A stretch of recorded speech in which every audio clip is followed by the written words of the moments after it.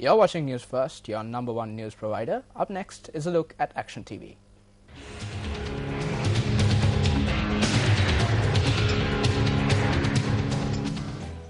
The Sabaragamuwa Province Education Ministry corrected the illegal process that had been followed in violation of the Sri Lanka Principal Service Minutes as well as the administrative ethics to fill the vacancy of the post of principal at the Handarukanda Vidyalaya in Palmadula today.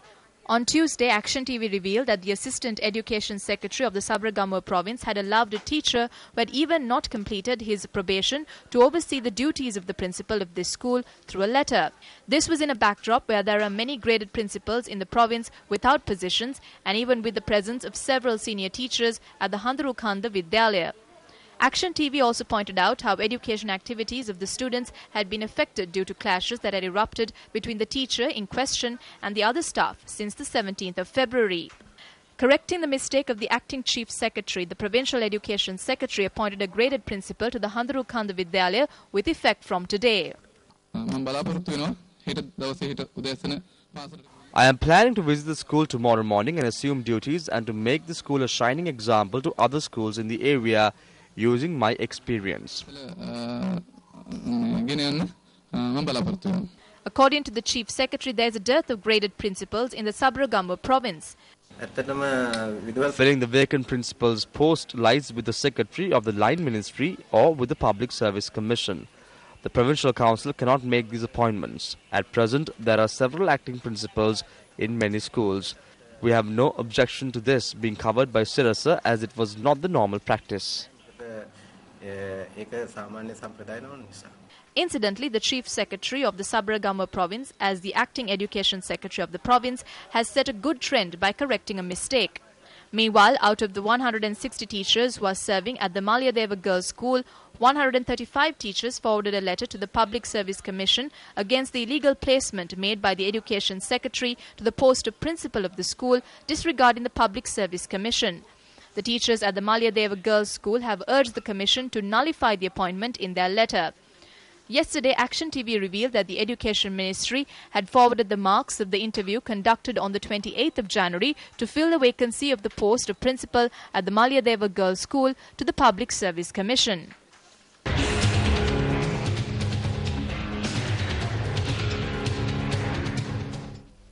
The chief suspect in connection with the killing of a woman inside a hotel in Kolpiti has been taken into police custody today. Police media spokesperson SP Ajit Rohan said the suspect was taken into custody following forensic investigations conducted at the scene of the crime. The body of a woman with laceration marks was discovered inside a hotel room in Kolpiti yesterday.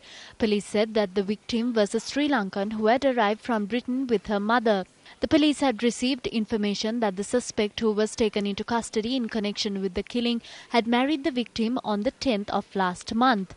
Police media spokesperson SP Ajit Rohan said the suspect and the victim had been preparing to leave for Britain when an incident had taken place leading to the killing. The Management Club celebrated its 10th anniversary recently. President Emeritus of the Management Club, Fayaz Salim, elaborated on the future plans of this pioneering club. We started the club with 101 members, and today it has grown to become a fairly diversified group of members, ranging from chairmen, managing directors to senior brand managers.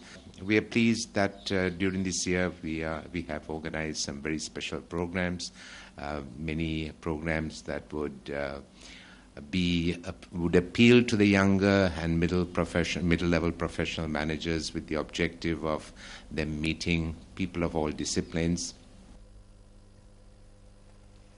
Helping marginalized communities experiencing drug problems must be made a priority, according to the 2011 annual report of the International Narcotics Control Board. The report was launched in Sri Lanka at the United Nations Information Centre today. The report has accorded priority to the protection of individuals and communities from drug abuse and addiction and from the loss of freedom resulting from such drug dependence. The report highlights the fact that drug abuse and drug trafficking have become virtually endemic in communities the world over, in both developed and developing countries, and forms part of a vicious cycle involving a wide array of social problems such as domestic violence, organized crime, corruption, unemployment, poor health and poor education. There isn't any single country in the whole world which is free of the drug menace.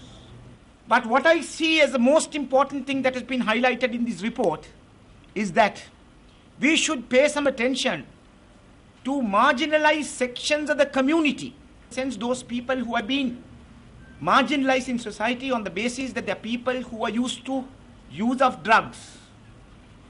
Now in most of those cases we have found that they are not people who are used in trafficking in drugs, but they are users. The report specifically states that there is a marginalized section of the community which needs some sort of assistance for the purpose of combating the drug problem that we are faced with. Hello there, very good evening and welcome to Sports First. Starting with some cricket news, the big match season has kicked off. Sports First is geared up to update you with the match details on our special segment, Big Match Fever. Meanwhile, the 78th Battle of the Saints is set to kick off tomorrow.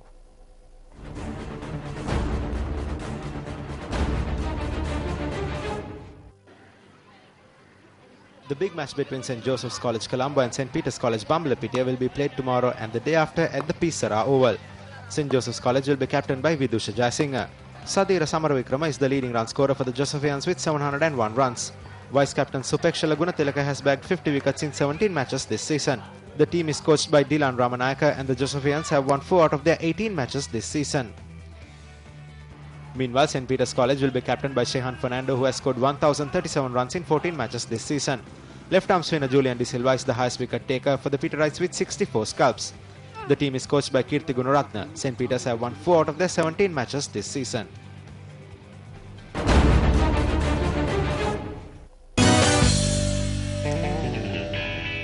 Well, sensational singing duo Ishan and Rohan Dilanarol are back with their anniversary concert Live 3. MTV Sports and Yes FM are the media sponsors of the event. That's right, Sonali. Well, entertainment first Gayatri Gunratne caught up with Ishan Dilanarol for a sneak preview of the show.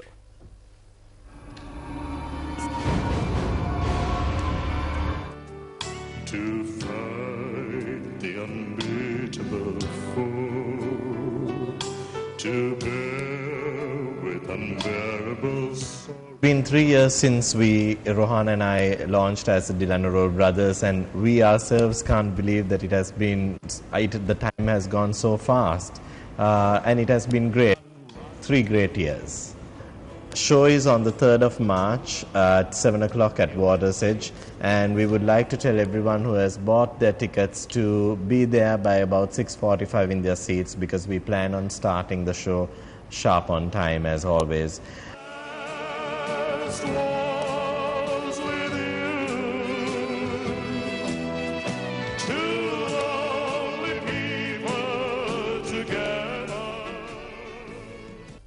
There you go, something to certainly look forward to. With that, we wrap up tonight's edition of Prime Time News. I'm Sonali Wanikababuge. And I'm Ramesh Rugal Bandara. Good night.